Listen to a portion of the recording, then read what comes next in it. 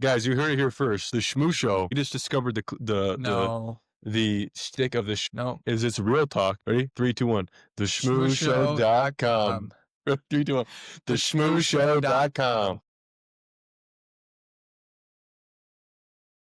Hello, welcome to the Shmoo Show, everybody. This is the first episode with a guest. We have a very special guest. We have Gabriel here.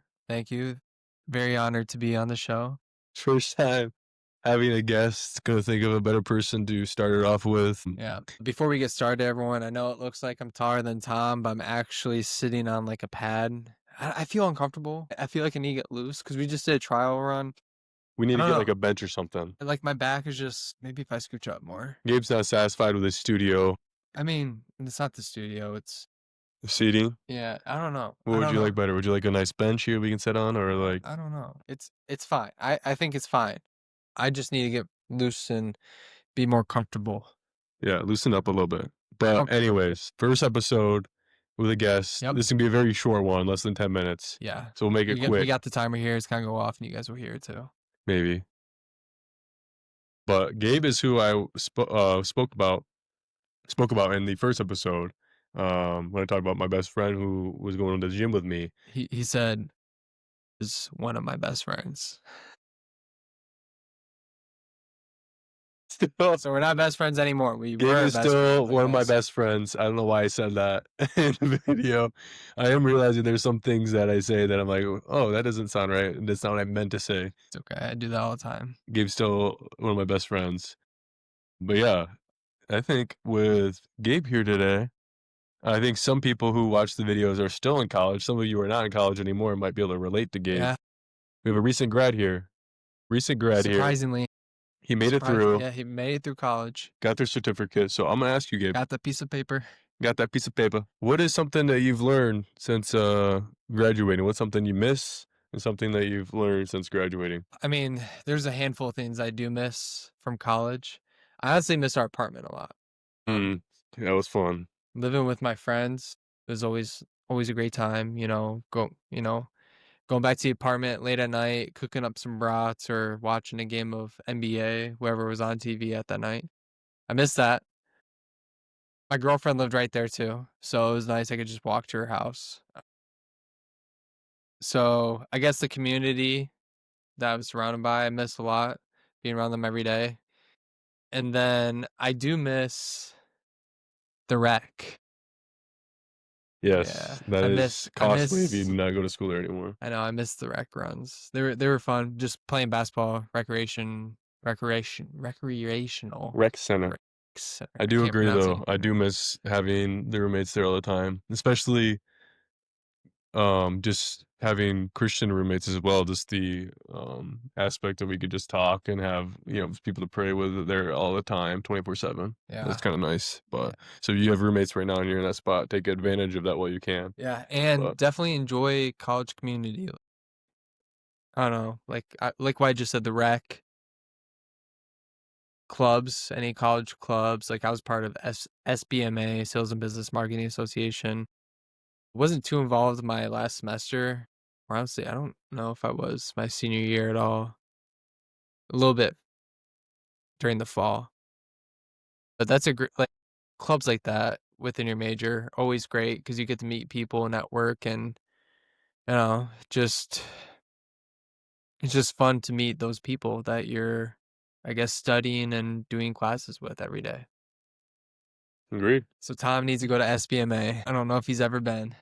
I went to that one night, but usually there's either college nights or I just don't really want to go sit through it sometimes. But I agree with you. It could be, if you're especially looking for a job, it could be helpful. But yeah. So I do miss the paddock as well. That was fun living there. Oh yeah. It doesn't matter if we don't live there anymore. Thomas is scared to leak, like, a place we used to live at. To the, yeah, whatever. Okay, what else can we talk about, Gabe? What else do you want to talk about? I don't know. I just fell under the assumption that I was getting interviewed for a second. I don't know. You tell me. I need like an outline or something, bro. You tell me. Okay, well, I guess what do you enjoy about college your senior year right now? Since you're senior. I'm somebody I'm kind of critical of college a little bit, just because I sit through some classes that are a little bit I don't know, I don't see the real benefit. I'm not really learning too much, it's from my aspect, like, I'm not putting enough into it, but, what I enjoy most is just the opportunities to meet new people, Yeah, the outreach opportunities. Just a time where really, an environment with lots of people our same age that we can yeah. talk to, which something that you were really, really good about. I noticed when we were going to school together was going to the gym and stuff. Gabe will probably come up to you and say hi Yeah. because that's the type of guy Gabe is. Probably don't have as much opportunity to do that now that you're not in that school environment. Starting fresh, I'm at a new gym, and my girlfriend jokes around. Well, I don't think she's joking. I think she's serious when she says this. But she says I go to the gym just to talk to people, and that was definitely true at Western. Like You're I working out your lips, brother. I know I was working out Come my on now. lips for sure. Now that I'm at a new gym, it's a lot. I would say it's more older people, older age people What do you there, mean by that? like retired people. No offense, you guys aren't old. You guys are beautiful and young. A lot of life to live. There's a verse on Uh, gray hair. What's that verse on gray hair? It's like, uh, you guys know maybe. um, but starting a new gym is it's been nice, but at the same time, I do miss the rec. Like I went to the rec a couple times this year already just to play basketball. It's nice to see like familiar faces. It feels like I never left. Hmm. But yeah, starting fresh at a new gym, starting to work my way up, meet some new people, but it's definitely different because not everyone's my age now. Well, they probably have different experiences, they're probably coming from different areas of life. I guess in college it's the same thing, everybody coming from different perspectives and culturally too, especially at Western, Yeah, but now it's more of an age thing yeah, and different professions and yeah. things like that. I met one guy at the gym. He was an older guy. I walked the track with him one day. Super random. But he was a pretty cool dude. Yeah, I don't know. It's kind of different. Like I was walking the track with like a I don't know. He's probably like mid 50s, but it's definitely different. What advice would you have to those who are maybe in their senior year semester or about to graduate and they either don't know what they're gonna do next, or they do have a job lined up like you did, right? You had a job lined up before the end of the semester? Yeah, so I was interning at a company and I ended up getting the offer, I think, probably like 3 weeks before graduation. So you were good to go, okay. Yeah. So what advice would you have to somebody who's entering the workforce post-graduation, post-college environment, going in more into a young adult lifestyle? What advice would you have to that person to prepare them to be ready to go for that big switch in life? Yeah, I mean, I'm still learning it myself, trust me. It's been definitely a different change up, I would say. But the biggest advice I would say if I was still in college right now, just to really enjoy your time in college. I know everyone says that like college is the best time of their life. I'm not saying that. College was a good time, but I hope it's not the best time of my life because that would be pretty sad. But definitely enjoy those moments where you're free. Try to learn something new. You know, you have so much free time. Try to get your real estate license or I don't know, like just learn more about stocks or something super random that you've always been interested in because you have so much free time in college. At least I did with my major. I had a lot of free time and Thomas is It the seemed same. like like your last semester and in the last with that last class, you were busy, busy, busy, Yeah, busy. you have one more semester. Yeah. Well, the last semester, yeah, yeah. Yeah, but so I took the harder no, no, my last semester wasn't that bad. It was pretty easy When did you because have I took 4600? my Second to last semester? yeah, the fall semester of my senior year. Okay. So that's the hardest sales class. It's just super busy. Yeah, I would say so you're in the same boat that I was in. Right. I would just say enjoy your free time. You'll Use it have wisely. yeah, use it wisely. Don't see timer went off. We'll answer this one and end it. But use it wisely. Don't just sit around and do nothing. I know it can be easy at times, like when you have like sometimes I would take a nap. Um, because why not? Why not? But I wish I kind of push myself a little more to learn some new things when I had that free time. Instead, I was just always I wasn't wasting it. I was cooking a lot of Thank you lunch. for cooking.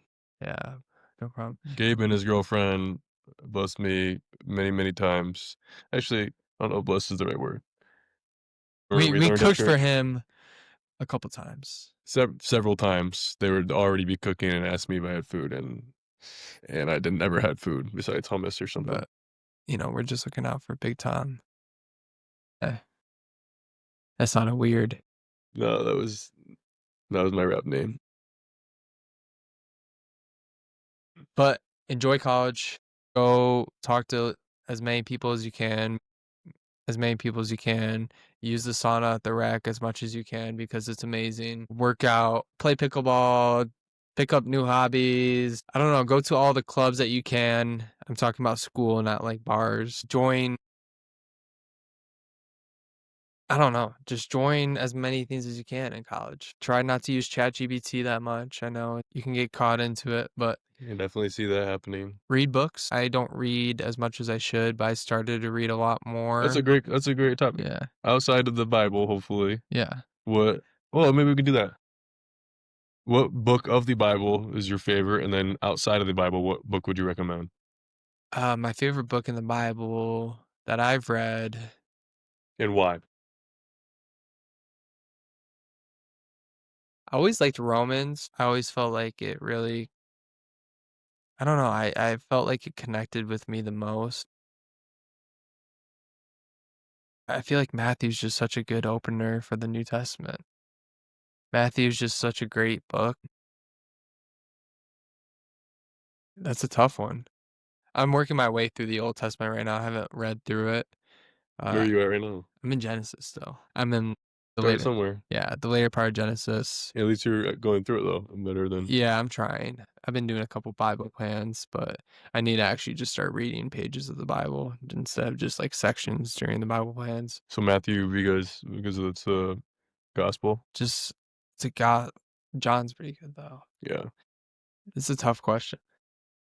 I always liked Revelations because I thought it was so interesting, like the end of the world, the end of times.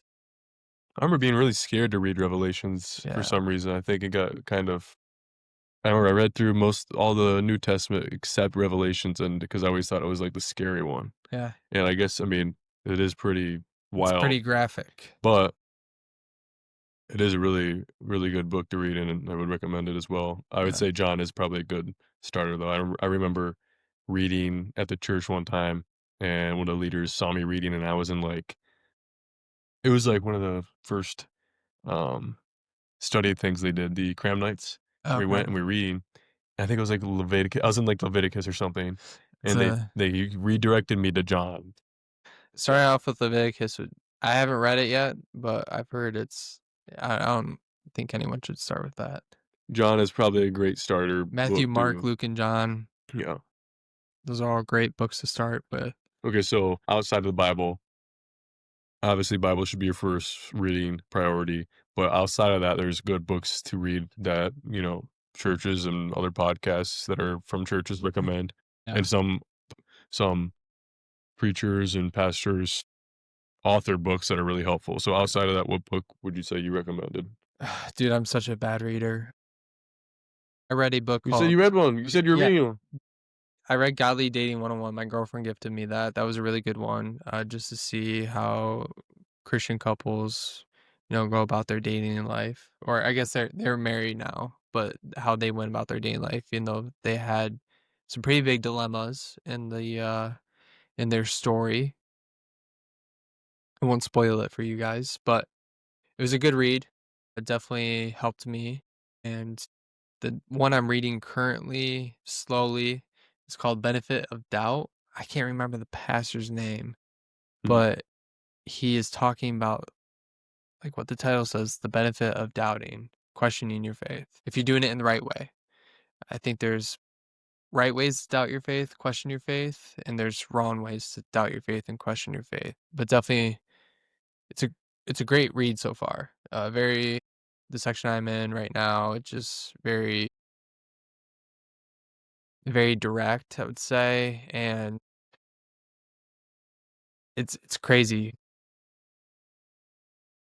because I feel like so many people have these questions, but they don't have the courage to ask. And Mm. this section, this guy comes up to the pastor and asks him, if God is so good, why do bad things happen to me? And it's just the pastor was in shock because of how touchy that question was, how truthful and honest he was with that question, and he felt hurt, you know? I think one thing I missed about being in a group with you the most was you would ask the questions that maybe a lot of people were thinking, but didn't have the courage or just never actually asked. And those Uh-huh. questions are good to ask though. Yeah. But as far as doubting, what was some of the examples of good doubting versus bad doubting? Because I'm confused on the good doubt part. So the pastor was saying, man, again, I'm slowly reading through this guy, so my Is this like the worst topic to be talking about with you is books? no, I can kind of remember a little bit. I think bad doubting is you have these questions, but you're not seeking the answers. A lot of people do that, myself included. There's been times where I've asked questions about my faith in God, and I don't seek the answers. You can't just sit there and expect these answers to come to you. You gotta either be looking out, or you gotta start searching for these answers. A good example of questioning your faith is the opposite, is having these questions but seeking counsel, finding the answers, being open to what God's going to reveal to you. I think in James, this verse came to mind in James. If any of you lacks wisdom, you should ask God. This is in James 1. If any of you lacks wisdom, you should ask God, who gives generously to all without finding fault, and it will be given to you. But when you ask, you must believe and not doubt, because the one who doubts is like a wave of the sea, blown and tossed by the wind. That person should not expect to receive anything from the Lord. Such a person is double-minded and unstable in all they do. So I think what you're talking about is not necessarily maybe doubting, but the lacking of wisdom and then seeking God and asking and finding the answer there in that way. But having the faith to believe that he actually can reveal the question that you have, which I love that. I love that. That's what the Bible says here. So I love that. Blown and tossed by the wind. Those who doubt are blown and tossed by the wind. And we shouldn't expect to receive anything. So that's the kind of relates exactly here to James 1. And I think a lot of people are afraid of doubt. It's honestly a normal thing to be doubting your faith. I question my faith all the time. Well, not all the time, but I do question my faith at times. I guess it's like any relationship. Any relationship you're gonna have, it's gonna be going up and then it's gonna go down at some points. Any relationship you have in your life that's healthy will have that. Are you able to share like what that looks like doubt wise? With what? Like your doubt. Sorry, I didn't hear you. I don't know if I have any good examples right now. I could try to think of one really quick, but off the top of my You're head. saying you doubt all the time, brother. Well, yeah, I know. But, it's like small questions like, is this really the truth? Is this really the way? Is there another religion that's the answer? Right? I mean, those are hard questions that I'm sure you've asked yourself. Yeah, I mean, I think if anybody said that they've never had doubts, I mean, it reminds me of Cliff and Stuart Connectly. I don't know how you say her last name, but they've said similar things. Famous pastors that they've had doubts. Um, Peter doubted. yeah, yeah. So I think that's Peter doubted normal. and denied. Yeah, and he still was. He is one of the most Yeah, and there's so yeah, I think that's good. But I think with that James verse, doubting Thomas doubted, right? yeah, you talking about when he said, "Show me your hands." Yeah, show me your Show me your hands. hands. Show me your hands. Show Anyways, me your hands. Just kidding. Cut that out. nope, sorry, no Oh, editing. Maybe that'll be the shtick of this show. what? No editing. Okay, no, that's pretty All bad. right, guys, you heard it here first. The Shmoo Show. We just discovered No, the shtick of the show. no, It's real talk. If you go to the website, nope, theshmooshow.com. nope. Ready? 3, 2, 1. Shmooshow.com. 3, 2, 1. ShmooShow.com. If you go to the ShmooShow.com, it says real talk. We just discovered the shtick or the what's it called? The niche of the show. We're not editing nothing. I think we should edit everything. Gabe wants to edit. I think the think- beauty of the show is so real talk. I'm not editing anything. All I'm doing is editing the audio a little bit. I'm removing filler words because one thing I've learned from my time is I have lots of filler words and I'm working on it. Am I going like I this? think Tom should edit. Am I going like this? I think Tom should edit. Okay. Well, that is the niche of the show. Is we discovered it here. The first time we had a guest, we figured out what it is. Yeah, and you can find that at the ShmooShow.com. So I'm not going to edit these episodes. The episodes you've seen so far, we're not edited. All I did was change the audio. I think he should edit. So I'm not. I think we should have a poll. Can I say why I'm not going to edit it? Yeah. Is because I want it to be as crystal clear, honest, and real as it possibly can be. It's real talk. So I'm not going to be editing stuff and it's just going to be us talking. If I say something stupid, I got to say, oh, that's not what I meant. I'll have to realize it and fix it out. But maybe you want to edit that out. No, that's the beauty of it. It's real talk. That's what we love. That's what I love. And that's what I think people will like is just the realness of it. So we discovered that this went a lot longer than we expected. Once again, future episodes and clips you can find at the ShmooShow.com. You want me to close it out or you? Go ahead, brother. First guest on the Shmoo Show. You can go ahead and close it out. So we want to thank you guys for joining us today. And, you can subscribe and find more content and videos like this at the ShmooShow.com. Thank you. All right. Peace and love.